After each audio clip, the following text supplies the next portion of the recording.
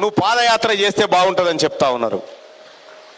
పాదయాత్ర కాదు నాయన, పాడెక్కేదాకా యాత్ర చేస్తా, పాడ ఎక్కేదాకా యాత్ర చేస్తా, కానీ బీసీల రాజ్యం మాత్రం తెస్తా, బీసీల రాజ్యం మాత్రం తెస్తా.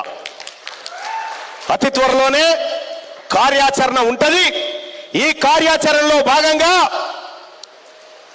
ఆగస్టు 15 తర్వాత తెలంగాణ వ్యాప్తంగా ఎలాంటి ఉద్యమ కార్యాచరణ చేద్దాం.